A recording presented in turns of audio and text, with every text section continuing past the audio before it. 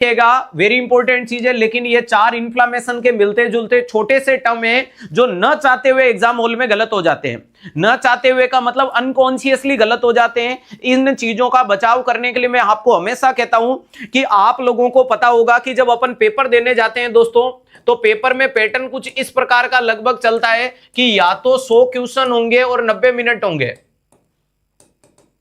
या आपके कुछ पेपर होते हैं जहां 200 क्वेश्चन होते हैं और 180 मिनट होते हैं। यानी ऑन एंड एवरेज अगर मैं आपको बोलूं तो एग्जामिनर आपको एक क्वेश्चन के लिए लगभग 50 से 55 सेकंड दे रहा है। क्या यह बात मेरी सही है?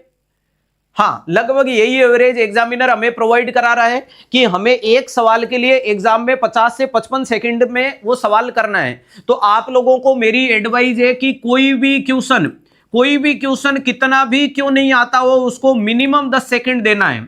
मिनिमम 10 सेकंड आपको देना ही देना है, चाहे वो बहुत आसान आपका नाम ही क्यों नहीं पूछ लिया। अगर आपने उस सवाल को 10 सेकंड से भी जल्दी कर दिया, अगर आपने उस सवाल को 10 सेकंड से भी जल्दी कर दिया, तो समझ लेना कि कहीं ना कहीं वो गलत हो सकता है और ये पछतावा जिंदगी में खत्म नहीं होता है, याद रख लीजिएगा।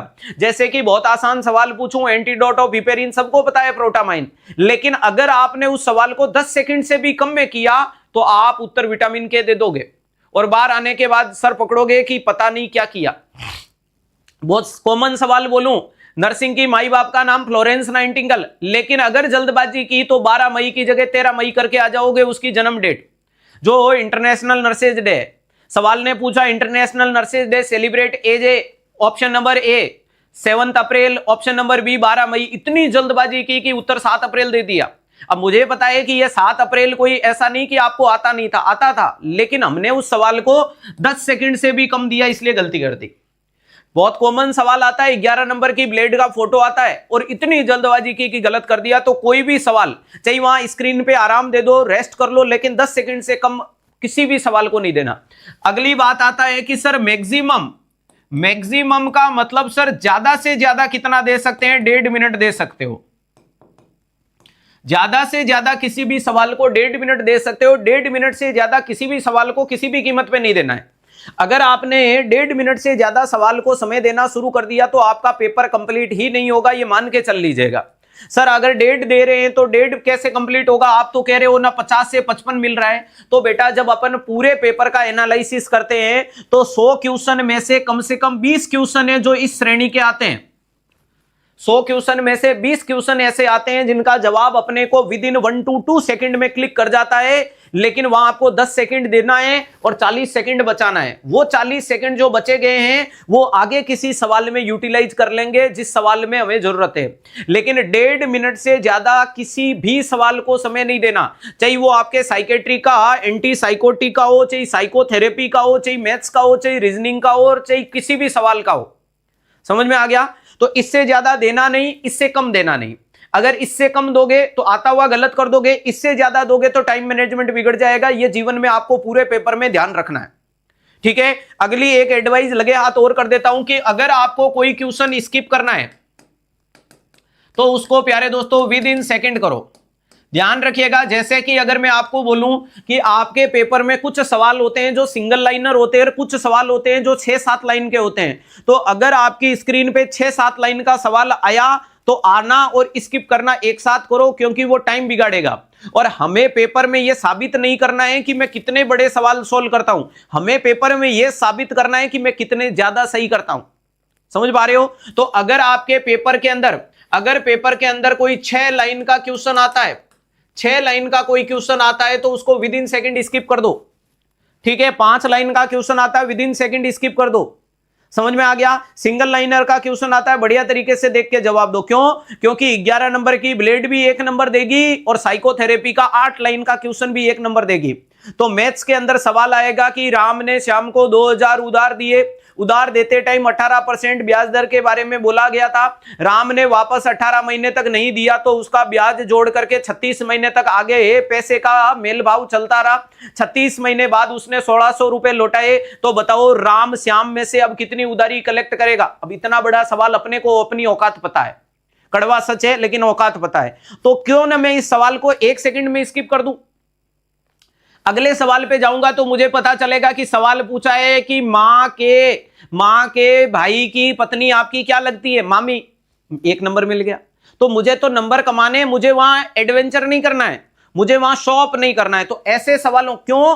क्योंकि जब जो अभी मैंने वो राम और श्याम की उदारी बोली थी, उसको इतना पढ़ने के बाद भी स्किप करोगे, तो अगर आपने उसको एक बार पढ़ा, एक बार पढ़ते पढ़ते तुमने 40 सेकंड ले लिए। कितने ले लिए? 40 सेकंड। अब तुम्हें समझ में नहीं आया तो इसके बाद तुम इसको रिवीजन में पढ़ोगे, फिर से पढ़ा, फिर से 40 सेकंड लगे, 80 सेकंड के बाद तो तुम्हें समझ में आया कि राम और श्याम की उदारी चली है। अब तुम उसको पेन कॉपी लेकर के सोल्व करोगे। सोल्व करने में तुमने 2 मिनट ले लिए, सोल्व करने में 2 मिनट ले लिए, यानी 80 सेकंड वो हो चुके। और प्यारे दोस्तों इधर 120 सेकंड, तो कितने हो गए? लगभग 200 सेकंड। लगभग 200 सेकंड के बाद आपने यह निर्णय लिया कि मुझे यह सवाल नहीं आता। 200 सेकंड का मतलब लगभग 3.5 मिनट बाद आपने यह निर्णय लिया कि मुझे यह सवाल नहीं आता, मुझे स्किप करना चाहिए। और बेटा 3 मिनट 3.5 मिनट बाद अगर स्किप करोगे तो ऐसे पेपर में अगर 3 सवाल आपने ले लिए तो वो 10-12 मिनट का मतलब 10-12 क्वेश्चन की लगा देगा। और क्या पता अगला क्वेश्चन बहुत आसान हो, क्या पता कि अगला क्वेश्चन बहुत आसान हो। इसका मैं जीता जागता प्रैक्टिकल एग्जांपल आपके सामने रख देता हूं कि हम एक पेपर देने गए थे। पेपर, हाँ, किसी एम्स का ही पेपर था और एम्स के पेपर के अंदर मैं मेरे साथीगण के साथ था। पेपर कंप्लीट होने के बाद जब हम बाहर निकल के आए और हमने जब पेपर डिस्कस किया तो मेरा एक दोस्त था, मैं न दोस्त का नाम लूंगा न एग्जाम का नाम लूंगा ताकि आप उस छवि को कोरिलेट नहीं कर सको, ध्यान रखिएगा। जब हमने दोस्त के साथ पेपर डिस्कशन किया तो आपको पता है कि एक स्टूडेंट ज्यादातर वो सवाल डिस्कस करता है जो आसान होते हैं, क्योंकि वही याद रहते हैं, टफ सवाल याद नहीं रहते हैं। तो सेम चीज जब मैं आपकी श्रेणी में था तो मैं भी वही सवाल डिस्कस कर रहा था जो आसानी से याद रह गए, जैसे कि एंटीडोट, वेंटीडोट, एडीआर, वेडीआर। और सवाल में एक पॉइंट ही डिस्कस करते हैं, सवाल याद नहीं होता था। जब हमने आपस में डिस्कस किया तो लास्ट में इस बात पे पहुंचे कि यार 2-3 सवाल तो कितने इजी थे। एक तो 11 नंबर की ब्लेड, एक उसने सिंपल फ्लोरेंस नाइटिंगेल का पूछ लिया और एक मरीज की बीपी नॉर्मल पूछ ली। तो हमारे दोस्त का रिएक्शन आया कि ये तीनों सवाल मेरे पेपर में क्यों नहीं थे। हमारे दोस्त की रिएक्शन आई कि ये तीनों सवाल मेरे पेपर में क्यों नहीं थे, क्योंकि मेरे दोस्तों ने, ध्यान रखिएगा, जो दोस्त था उसका टाइम मैनेजमेंट बिगड़ा और उसने पेपर में 96 क्वेश्चन तक ही वो पढ़ पाया, वो 4 क्वेश्चन पढ़ ही नहीं पाया। वो छिन्नू क्वेश्चन पढ़ पाया, वो 100 क्वेश्चन नहीं पढ़ पाया।